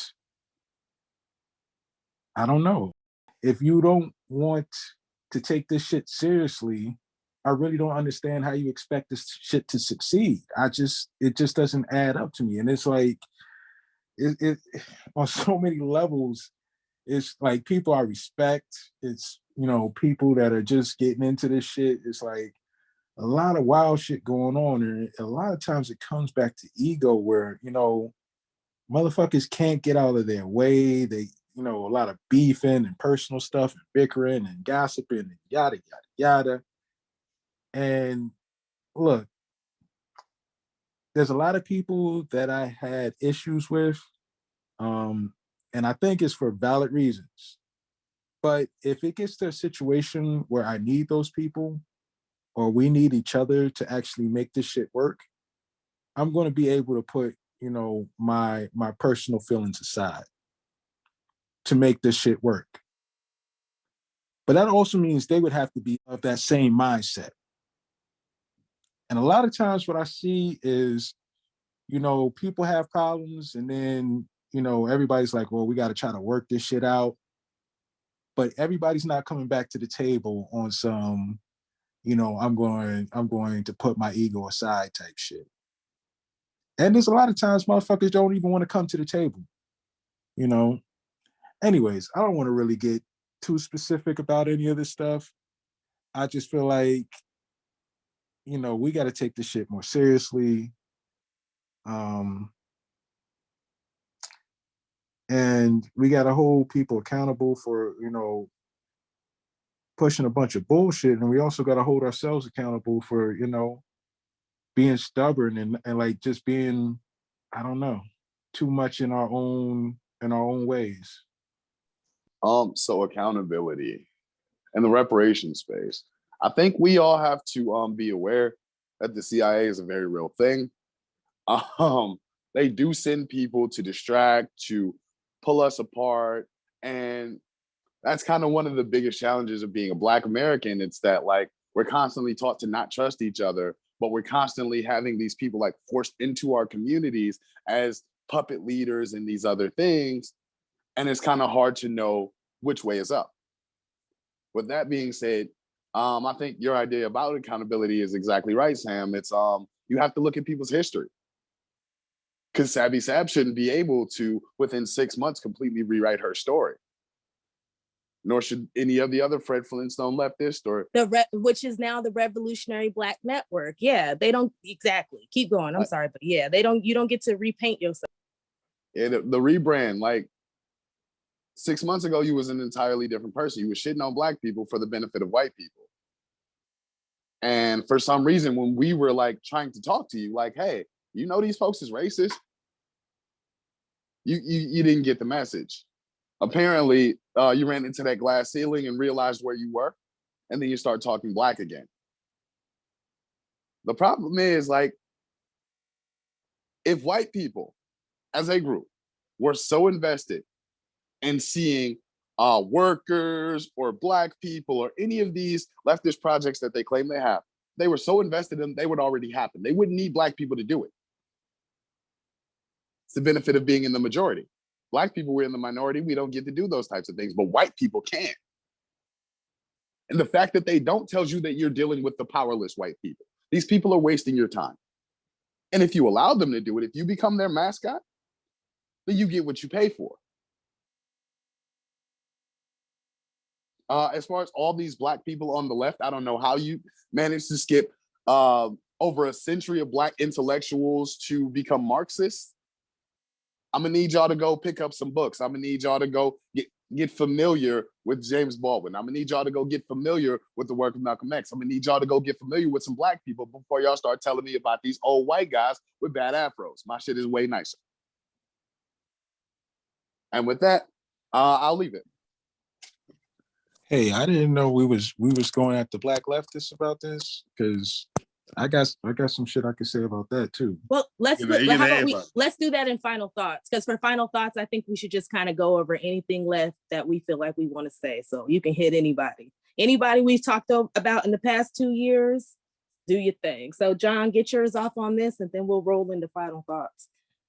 Yeah, I'll try to keep it short as possible, man. You know, as far as the whole thing about accountability and the movement, my whole thing is that, like, you know, I don't like being around fake people, period. It doesn't matter if you are my lineage or not, but at the same time, I got certain principles.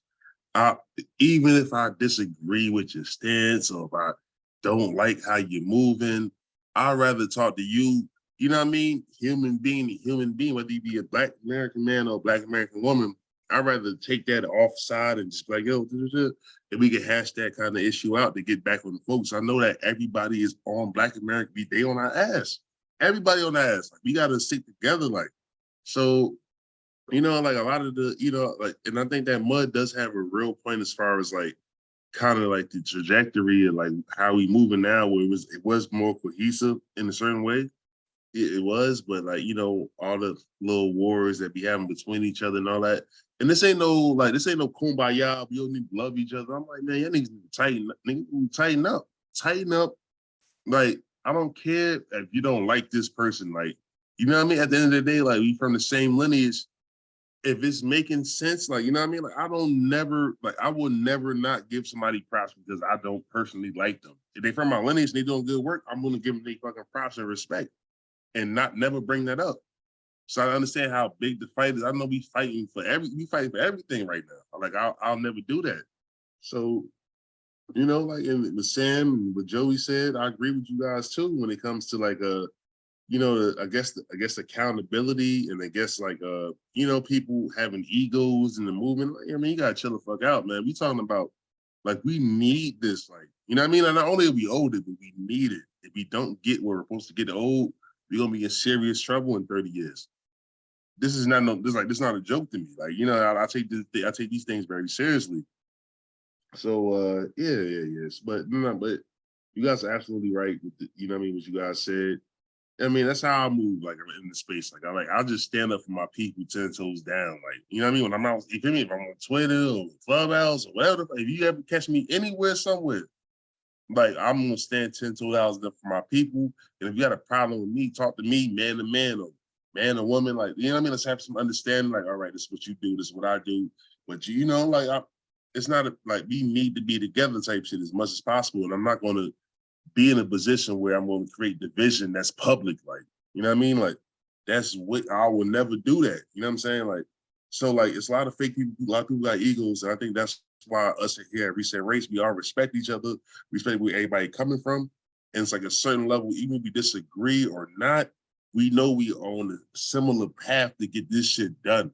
Because if we don't get it done, we're going to be in serious trouble, man. Fuck all that dumb shit. Like, all that other shit, like, I don't want to be around that. It's making the movement really toxic. You know what I mean? It might turn people off that we can bring into the movement with this toxicity, like, you know, so. But at the end of the day, it is what it is. But but it is what it is. Like, it's not going to never be, it's not like I want it to be perfect. We all love each other. It's like, yo, certain rules and boundaries ought to be set. Like, you just respect people. Like, we all fighting for the same thing. You want to be elevated over him. And I'm not, I didn't come into this for that. People I'm around right now, we all have a similar mission. We argue about, trust me, we family, trust me, we disagree with each other, hard body, but when it come to really get this work done, we gonna come together and get it done. You know, and we want to bring that energy to the rest of our people. So, and I end it. No, I think that's really good. And I just think that's a great point. And I'm not gonna call out no names, but when I knew, I had so many moments when I was in these different groups.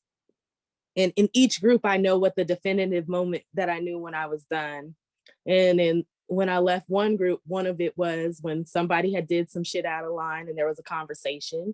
And then we came back and had another conversation. And I was told that, you know, they're not, you know, they don't have to answer to the group. They can just do what they want. So what's the point of me working with you? And we're supposed to be moving as one accord if we're not going to respect each other. These are your favorites.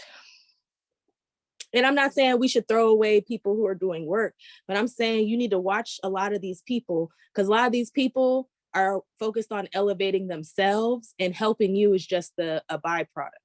And as soon as they can get where they want to go, they're going to drop you. I'm sure of it. And we should allow people to do that to us. And that's why every person should be trying to build a community for themselves. That's where I'm at with that. I pray going forward we can do better as a community. I really do. Yeah, I pray going forward as a community we can do much better. And you know, like I said, I'll still be in the fight. I'm just going to go back to how I used to be. I'm going back behind the scenes, but I'm never going to stop fighting for my people. But I'm not going to sit here and fight Black people either. I'll just go off and do the work and give the work to the people and not be bothered with people, because what's the point?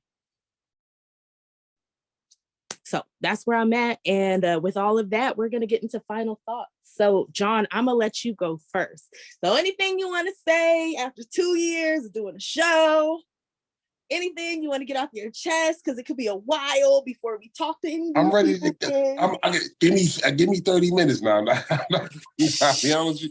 Nah, I'm trying to tell you, like, you know, but no, I'll keep it short and sweet though, man. Like, you know, like being in Reset Race, man, like, I mean, as a Black American, like, man, I was going through a lot, man. Like it was rough, man. Like, I'm not gonna lie to you.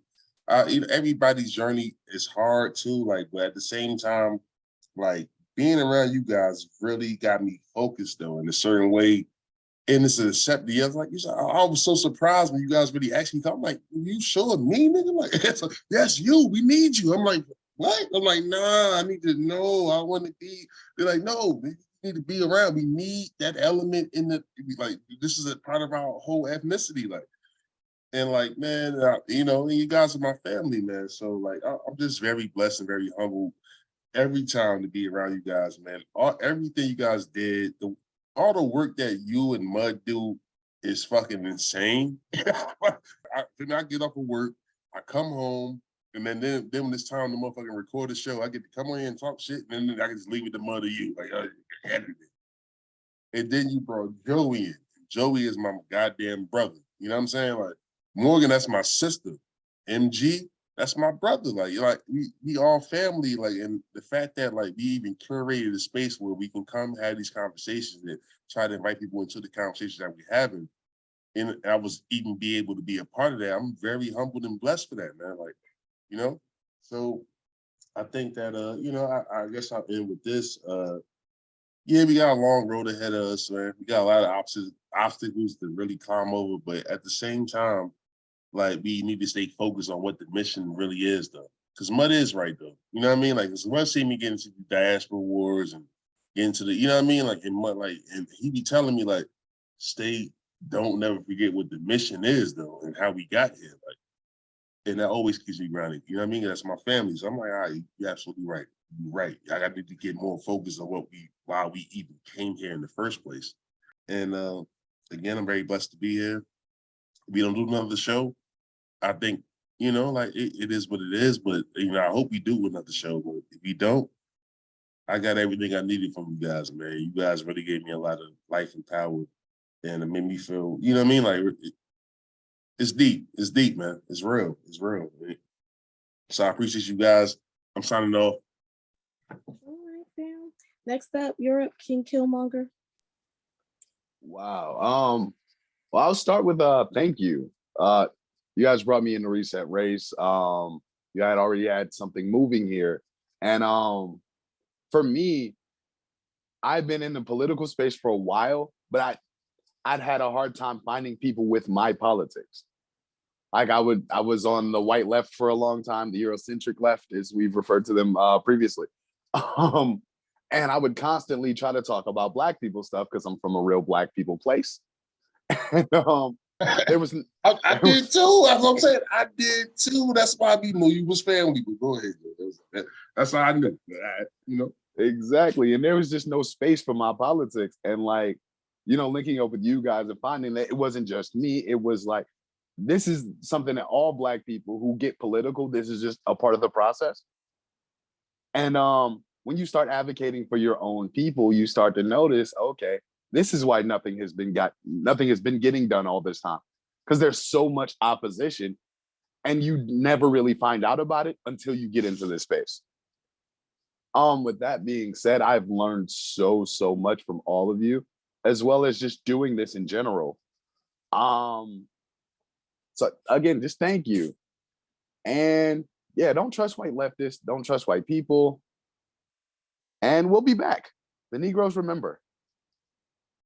Facts. Mud, it's on you. All right, so to these Black leftists,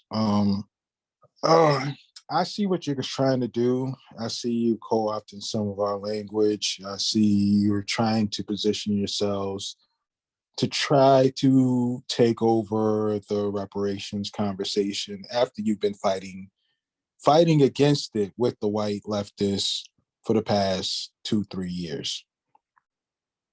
I don't think you're qualified, not only to speak on the reparations conversation because you clearly don't know shit about it. I don't think you're qualified to speak for Black people. Based on the conversations I've had and the conversations that I've seen you motherfuckers have, the perspectives that you have presented, you are completely lost. You don't get that there's a different issue going on in this country for Black people than our Black Americans who descend from American chattel slavery and the rest of America. You think you can turn this into a class conversation every chance you get. And what you're going to do with reparations, if you do get control of it, is you're going to turn it into a poverty program. And we all know that. So, look, from my perspective, I think you motherfuckers are, and I think you're the worst form of, because you have convinced yourselves that you're not. And you will argue that you're actually fighting for Black people, when in actuality, you're trying to sabotage Black people. Karl Marx did not envision you in his world. Yeah, you going it like my bad. Go ahead. Most Get of about it. those, Box them up, cuz. Box them most up. of Put them in the those, box. most of those white socialists in the 1800s, early 1900s, did not fuck with black people. You could see like these moments in time where they do little things, like the Scottsboro Boys, or sending a few motherfuckers. I think what was his name, Harold Haywood or something, out to fucking Russia to get educated and shit like that. They do these little things, and it seems like they're for us. But over and over and over again, we have learned this lesson that there's a different conversation when it comes to race, and specifically to our ethnicity. We get treated differently than every other group of people. It is not a class conversation for us. So, yeah, I think you motherfuckers are lost. I think that you need to, find yourselves. A lot of you are using your politics as like a secular religion where it doesn't even have to make sense. You just want to believe it. And when you're confronted on it, you don't want to deal with the fact that the shit doesn't make sense. You just want to run away from the criticisms. So it's fuck you. It's fuck your communities. I'm talking about your white leftist communities, because a lot of you motherfuckers, if we're going to be real, I know why you fucking socialists. I don't see motherfuckers in the hood running around talking about they socialists. You might see the motherfucker at the bookstore talking about he's a, Afrocentric socialist, but the average motherfucker in the hood is not talking about this shit. The motherfuckers that come from poverty, the motherfuckers that live in rural communities, in the country, they are not having these fucking conversations because it's not the evil capitalists. It's just the white society that is holding them down.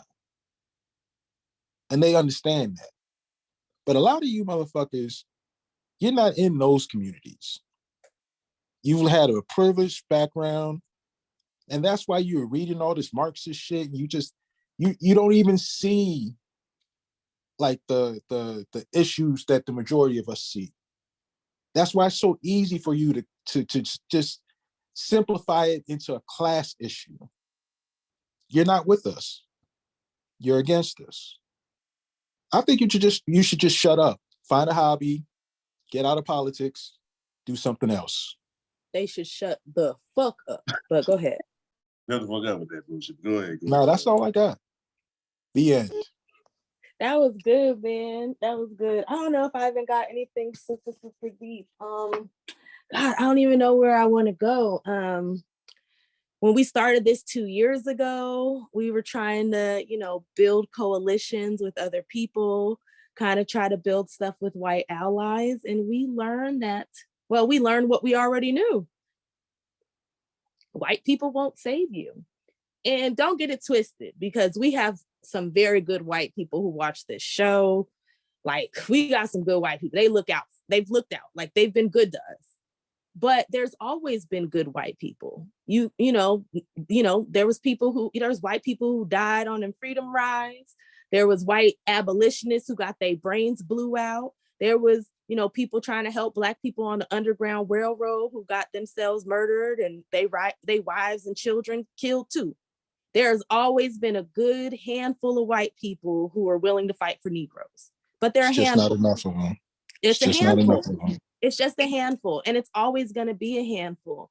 And through going through this, trying to build coalitions, all I learned is the white people you talk to outside of our writers on this show. But I've lost people who you've seen on this show because I finally had a real ass conversation with them, and that whiteness kicked in and they couldn't take it. So what it really boils down to is y'all don't listen to the things that we say. You don't listen to why we feel the way that we feel, why we've come to the conclusions that we've come to. You only talk to us in the hopes that you're going to be able to co-opt us and persuade us to your side. But you don't understand that my people are in such a dire position. We can't do nothing more. We've been doing that. We've been jumping on to everybody's cause. We've been jumping on to the group, and the group always leaves our ass flapping in the fucking wind. That's why I started off this show by saying, With allies like you, you're gonna get my fucking people killed. You really fucking are. And it's a lot of you. It's the climate. We got to fix the climate first. We got to do this. We got to do that. Listen, the climate's going to stay fucked up. It really is. Black people ain't in control. We ain't got no money or power to even help you in that fight. And if white people cared about fixing the climate, they would have did it already. Stop talking to me about these massive projects that should be done for all people when you as a white person are the majority in this fucking country. Why don't you figure that shit the fuck out? Stop talking to me about imperialism. I don't see a big anti-imperialist movement in this country. I see a few people talking about it from time to time, but on a regular basis, anti-imperialism is not something you motherfuckers talk about on a regular. You talk about Medicare for all, you talk about free college, you talk about free Assange, and then whatever red meat the Republicans throw at you. But you're not out here trying to tear down the big imperialistic shit that keeps fucking everybody all over the world, as you say. Y'all ain't out here protesting in the streets to cut the military budget. Y'all ain't doing none of that shit. So shut the fuck up and stop talking to me about that shit. I get it. I'm not a knuckle dragger, but I'm just going to insert the James Baldwin clip right here. He's already said it. You want me to believe in something that I have never seen before. Were you able to listen to the show backstage? I heard a good deal of it, but then I was behind the rostrum here. Yes. So I heard only some of it. Did you hear anything that you disagreed with? I disagreed with a great deal of it. And of course, there's a good deal I agree with. But I think he's overlooking one very important matter, I think. Each one of us, I think, is terribly alone. He lives his own individual life. He has all kinds of obstacles in the way of religion or color or size or shape or lack of ability. And the problem is to become a man. But what I was discussing was not that problem, really. I was discussing the difficulties, the obstacles, the very real danger of death thrown up by this society when a black man attempts to become a man. All this emphasis upon black man and white does emphasize something which is here, but it emphasizes it or perhaps exaggerates it, and therefore makes us put people together in groups which they ought not to be in. I have more in common with a black scholar than I have with a white man who's against scholarship. And you have more in common with a white author than you have with someone who's against all literature. So why must we always concentrate on color or on religion or this? There are other ways of connecting men. I'll tell you this. When I left this country in 1948, I left this country for one reason only, one reason. I didn't care where I went. I might have gone to Hong Kong, I might have gone to Timbuktu, I ended up in Paris, on the streets of Paris, with $40 in my pocket on the theory that nothing worse could happen to me there than had already happened to me here. You talk about making it as a writer by yourself. You had to be able then to turn off all the antenna with which you live, because once you turn your back on this society, you may die. You may die. And it's very hard to sit at a typewriter and concentrate on that if you're afraid of the world around you. The years I lived in Paris did one thing for me. They released me from that particular social terror, which was not the paranoia of my own mind, but a real social danger visible in the face of every cop, every boss, everybody. I don't know what most white people in this country feel, but I can only conclude what they feel from the state of their institutions. I don't know if white Christians hate Negroes or not, but I know that we have a Christian church which is white and a Christian church which is black. I know, as Malcolm X once put it, that the most segregated hour in American life is high noon on Sunday. That says a great deal for me about a Christian nation. It means that I can't afford to trust most white Christians and certainly cannot trust the Christian church. I don't know whether the labor unions and their bosses really hate me. That doesn't matter, but I know I'm not in their unions. I don't know if the real estate lobby is anything against black people, but I know the real estate lobbies keep me in the ghetto. I don't know if the Board of Education hates black people, but I know the textbooks they give my children to read and the schools that we have to go to. Now, this is the evidence. You want me to make an act of faith, risking myself, my wife, my woman, my sister, my children, on some idealism which you assure me exists in America, which I have never seen. This man said it in the 60s. It's 2022, baby. I ain't seen it. But I should trust you that if I help you this one more time, this time you got me. We ain't no fucking fools. We tired. We're tired. And this is the best of you. That's the worst. The worst thing is the best of you are going to get my people killed because you don't really care about us.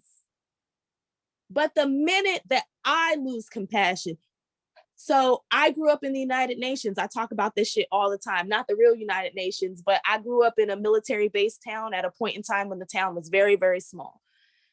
It was mainly white and Black, but there were other people of color. There wasn't a lot of racist stuff going on because for people who live around base towns, if there's a lot of like racial stuff going on, police stuff like that, the base will divest from putting members from their base to moving into that community. So a community doesn't want to miss out on a whole bunch of, you know, people buying houses and people patronizing, doing this and that and the other by fucking with the people who lived there when the base at that time was one of the biggest businesses there. I didn't deal with a bunch of racist stuff. Like the only racism I got was from old white people. It was never from kids. So I've never had like a problem with different groups. I grew up with a white Latina. I grew up with an Egyptian kid. The only people that weren't really around when I was growing up were Africans, but I was around all kinds. I grew up with an Indian girl from India. Like, well, she wasn't from India, but her parents were from India. We didn't have all this shit. So I didn't grow up hating or disliking anyone. I didn't even hate Mexicans after my stepmom called me a when I was 14. I was just like, she's just a bitch. The rest of her family was nice to me. So she's not a representative of all Latinos. The more I talk to people in your communities, you tell me your people don't care about my people. You have taught me that your people as a group, not you as an individual, because obviously we're having conversations, we getting along fine. Obviously you don't feel how they feel, but you are the person who is telling me. So you want me to keep running my head in acid because I'm seeing what your communities in the large are saying to my people and doing to my people. And I'm just supposed to run that acid over my head and not get burned.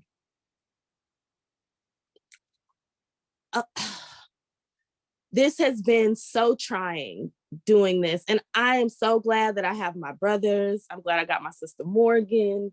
Like, I am so glad that I have you guys because I would have gave up hope a long time ago.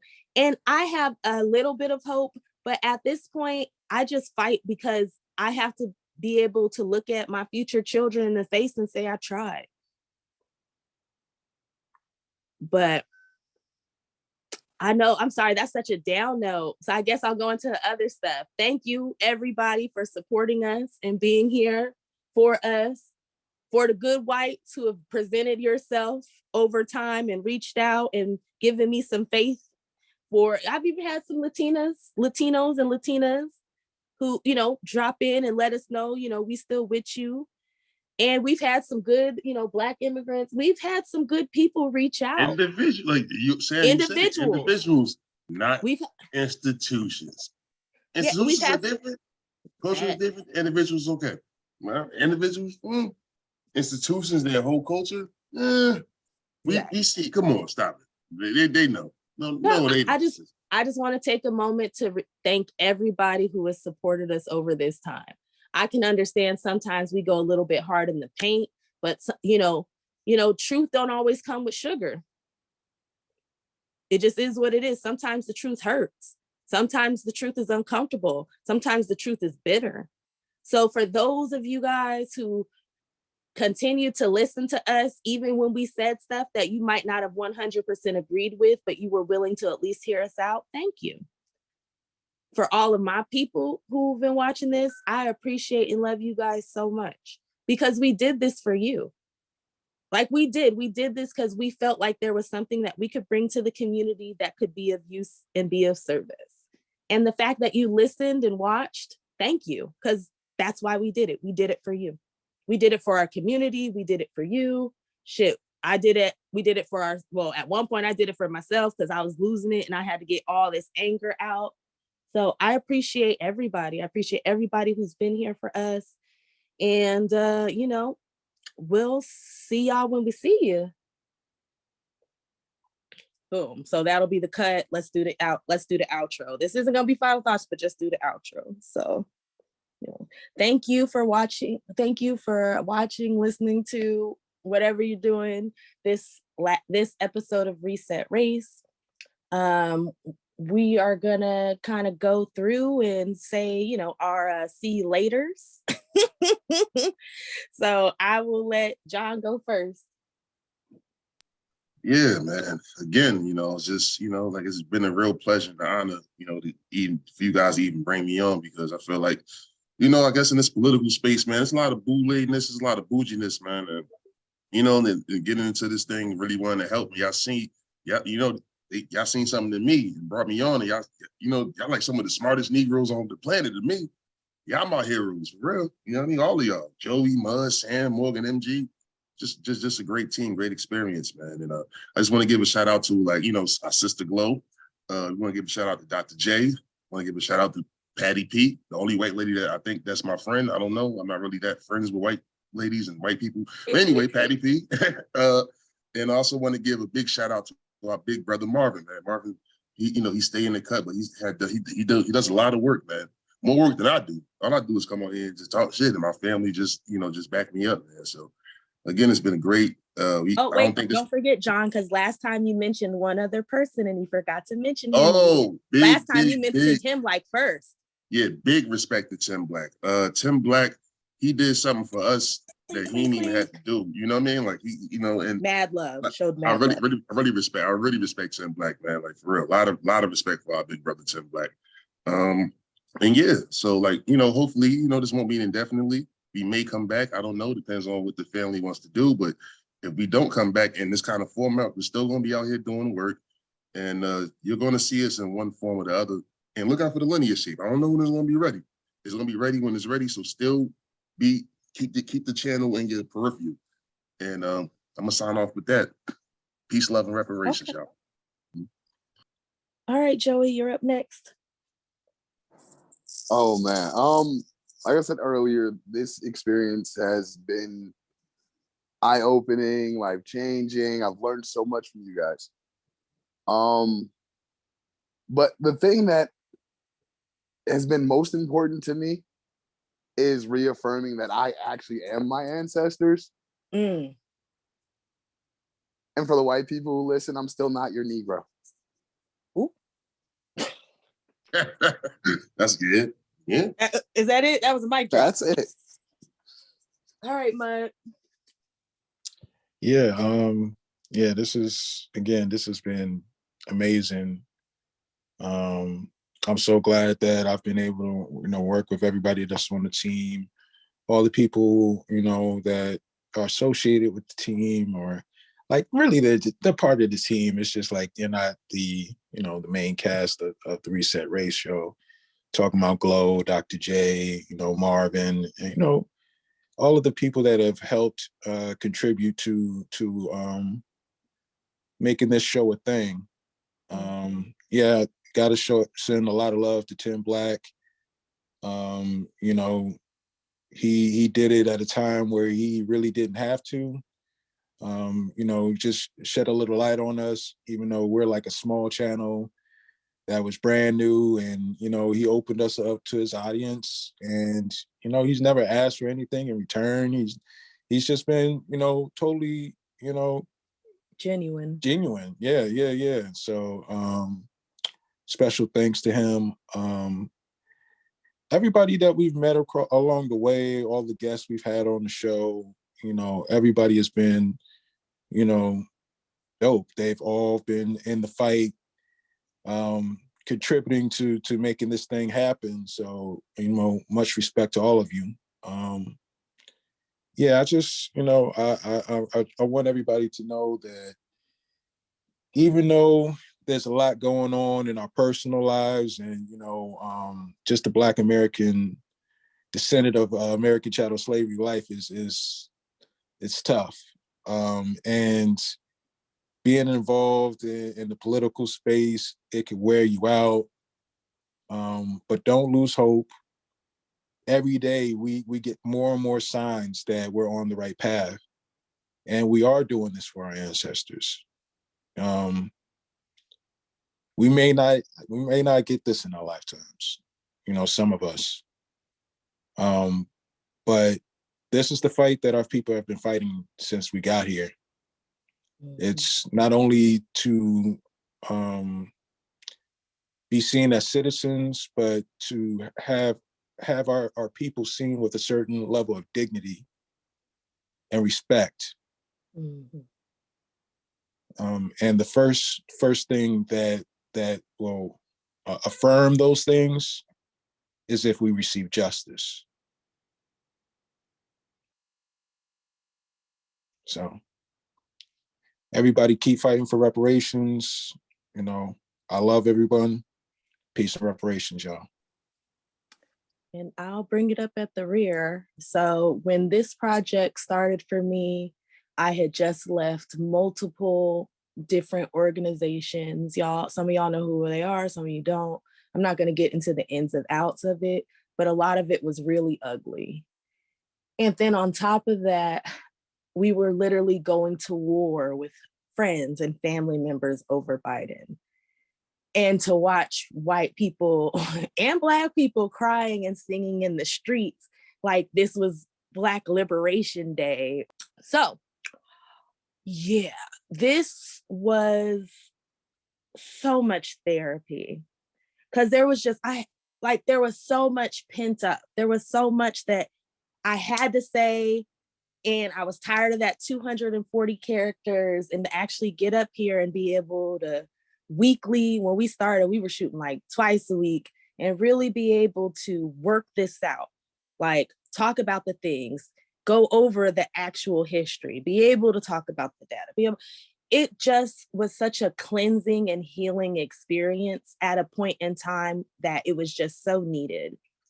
And I appreciate everybody that has been here with us, you know, this whole time. And for those of you who find us later on, but I just appreciate everybody. Like, I appreciate everybody. I love my team. Like, my team is everything. And for all the lumps that I had to take to meet and find my team, I think that's what I want to end with. In this reparations space, a lot of stuff happens. And sometimes people will let you down. But understand, if you keep pushing forward, you can find the people who will come into your life, bring value to your life, and you can work with and go forward and keep doing the work. As John said, we're not done. We're just moving into a different format. So that will be my final message to anybody, because if you're getting frustrated and getting tired, you don't have to quit working in the movement. Just find better people to work with. That is my final message. So, you know, love and light, peace and reparations, and, you know, see you when we see you. Until you do right by me, everything you think about is gonna crumble.